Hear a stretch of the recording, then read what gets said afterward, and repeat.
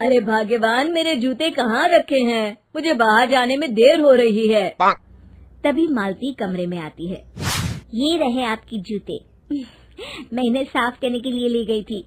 अरे वाह, तुम कितनी समझदार हो। मेरे बिना कुछ कहे ही सारे काम कर देती हो। तभी मालती झिझकते हुए रमेश से कहती है, सुनिए जी, आपसे एक बात कहूँ, बुरा तो नहीं मानेंगे ना? अरे नहीं नहीं, बेफिक्र होकर कहो। शादी से पहले मैं अपने मायके में नौकरी करती थी। मैं चाहती हूँ कि अब मैं फिर से नौकरी करना शुरू कर दूं। वैसे भी सारा दिन घर में बोर हो जाती हूँ।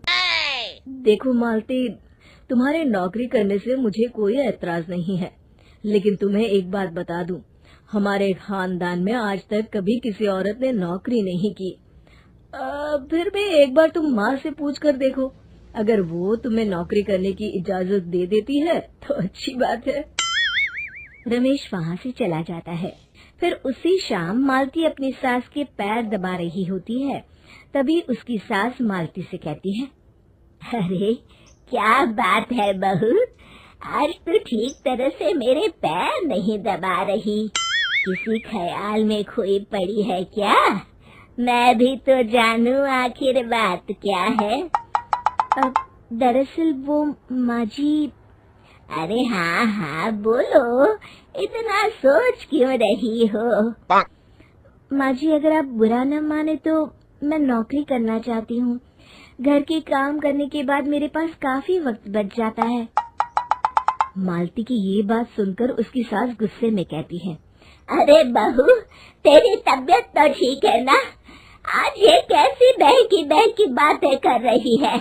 भला हमारे खानदान में आज तक कभी किसी औरत ने नौकरी की है जो तू नौकरी करने की बात कर रही है, हैं?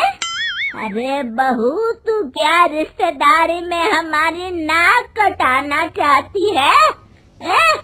जितना जल्दी हो सके अपने दिमाग से नौकरी का भूत उतार दे। और अब जा, जल्दी से रसोई में जा, खाना बनाने का वक्त हो रहा है। मालती मन मार कर खाना पकाने के लिए रसोई घर में चली जाती है। अगले दिन, नमस्ते माँ जी, कैसी हैं आप? अरे आओ आओ दिवाकर बेटा, बैठो, मैं तुम्हारे लिए चाय मंगाती हूँ। बहू, जरा एक कप चाय तो लेती आना। फिर दिवाकर एक फाइल खोलकर मालती की सास के सामने रख देता है।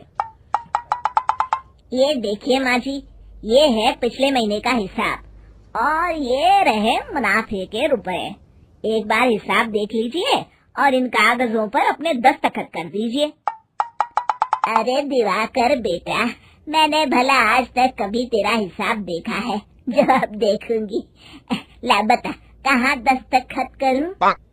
तभी मालती चाय लेकर वहाँ आ जाती है और अपनी सास को बिना कागजातों को पढ़े इस तरह लापरवाही से दस्तखत करते हुए देखकर हैरान रह जाती है। अच्छा माँ जी, अब मैं चलता हूँ, फैक्ट्री में बहुत काम है। फिर दिवाकर वहाँ से चला जाता है। कुछ दिनों बाद मालती बाजार में कुछ सामान खरीद रही होती है। तभी एक बूढ़ा आदमी उसे आवाज देता है, अरे मालती बेटी, कैसी हो? मुझे पहचाना? मैं तुम्हारी कंपनी में मुनीम का काम करता हूँ। हाँ चाचा जी, मैं आपको बिल्कुल पहचानती हूँ। कहिए, कैसे हैं आप? मैं तो ठीक हूँ। कंपनी में कुछ भी ठीक नहीं चल रहा, यहाँ तक कि हमें ठीक वक्त पर तनख्वाह भी नहीं मिलती। ये आप क्या कह रहे हैं? अब क्या बताऊँ, आप लोग तो कभी हिसाब किताब देखने दफ्तर आते नहीं। मेरी मानो तो एक बार आप लोग दफ्तर आकर सारा हिसाब किताब देख लो, आपको असलियत पता चल जाएगी। अच्छा बेटी, अब मैं चलता हूँ, देर हो रही है। फिर वो बूढ़ा वहाँ से चला जाता है। वहीं दूसरी तरफ मालती घर पहुंचकर अपनी सास को सारी बात बताती है। तभी वहाँ रमेश भी आ जाता है, लेकिन मालती की सास मालती की किसी भी बात पर विश्वास नहीं करती। तभी रमेश कहता है, अरे माँ, बिना आग के कभी धुआं नहीं उठता। जब मालती इतना कह रही है तो हमें एक बार दफ्तर चलकर देख लेना चाहिए। वैसे भी हम लोग काफी दिन से अपने दफ्तर नहीं गए हैं। इस तरह किसी एक आदमी के भरोसे काम छोड़ना मुझे भी ठीक नहीं लगता। अगले दिन वे सभी अपने दफ्तर पहुंचते हैं और सीधे दिवाकर के कैबिन में जाते हैं। अचानक सबको एक साथ देखकर दिवाकर चौंक जाता है। अरे माँ जी, आप सब लोग अचानक यहाँ कैसे आ गए? अगर कुछ काम था तो मुझे एक फोन कर दिया होता, मैं आपके घर आ जाता। तभी मालती की सास कहती है, अरे दिवाकर बेटा, आज मैं हिसाब देखने दफ्तर आई हूँ, जरा मुझे पिछले 6 महीनों का हिसाब दिखाना तो बेटा। दिवाकर घबराते हुए हिसाब की फाइल मालती की सास को देता है। मालती की सास फाइल लेकर मालती को देती है और कहती है, ले बहू, देख ले हिसाब। मालती फाइल को बड़े गौर से देखती है और अगले ही पल उसे सारी गड़बड़ी समझ में आ जाती है। वो अपनी सास से कहती है, माँ जी, मुनीम चाचा बिल्कुल सही कह रहे थे। हमारी कंपनी में पिछले 6 महीनों में जितना मुनाफा हुआ है, हमें उसका आधा पैसा भी नहीं मिला। यूँ समझ लीजिए कि 1 रुपये में सिर्फ चवन्नी ही हमारे हाथों में आई है।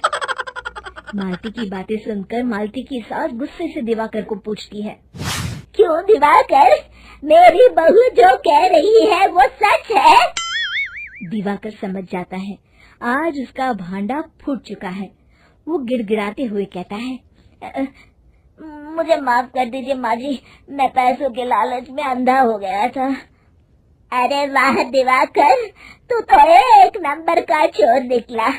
इतने दिनों से मैं तुझ पर आंख बंद करके भरोसा करती रही और तू मुझे ही चुना लगाता रहा। अभी के अभी निकल यहाँ से और दोबारा अपनी शक्ल मत दिखाना। दिवाकर वहाँ से भाग जाता है। मालती की सास मालती को शाबाशी देते हुए कहती है, बहू, आज मैं समझ गई कि पढ़ाई लिखाई हमारी जिंदगी में कितनी जरूरी है। मैं बहुत किस्मत वाली हूँ जो मुझे तुझ जैसी बहू मिली है। शिक्षा, पढ़ाई लिखाई का इस्तेमाल सही जगह करके हम दुनिया में बहुत कुछ बदल सकते हैं।